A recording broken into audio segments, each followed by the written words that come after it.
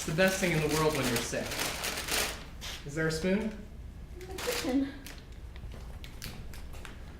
Oh, it's from Lendler's. My mother works at Lendler's. Maybe she sold it to you. Small, stout woman? No. The very image of me, everyone says. Only much younger looking. Oh.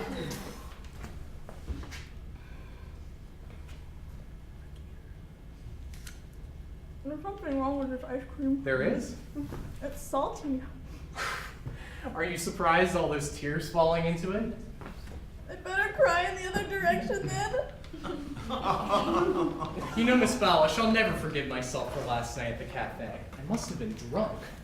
But strangely enough, Mr. Novak, you were right when you guessed I hadn't met the man I was waiting for. He was just someone who had been writing letters to me. Such glorious letters. And he never showed up? The wonderful clothing. I feel very responsible.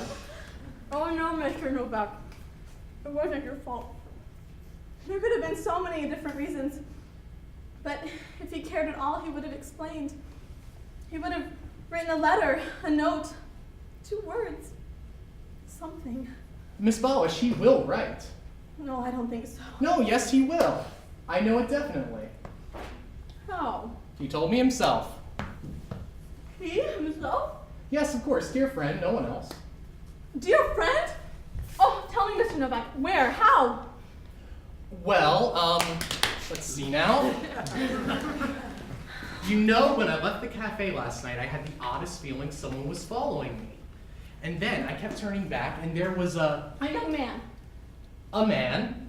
And then, when I was almost home, he kept asking questions about you and me. What sort of questions? Oh, just what you'd expect. Well, I want to know the words he said. I'm not very good at remembering exact words. Try.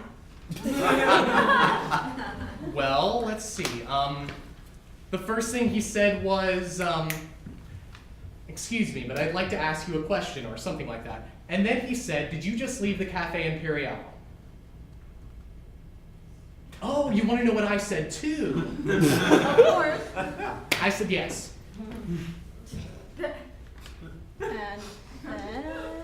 And then he said, tell me, that girl you were sitting with, is she a special friend of yours? Special friend, those were his exact words. And I said, no, we just work at the same shop. As a matter of fact, she has an appointment with someone else tonight. I'm remembering very clearly now. And I remember he suddenly looked quite sad.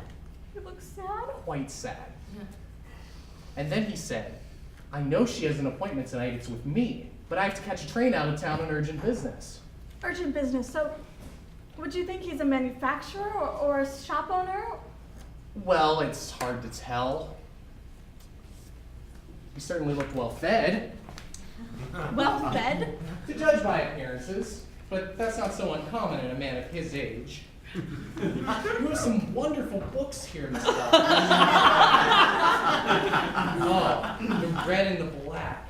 I've been so anxious to read this. I wonder, might I borrow it sometime? What? Could I borrow this? I promise to return it. What did you mean, a man his age? I beg your pardon? You said it's not so unusual in a man his age.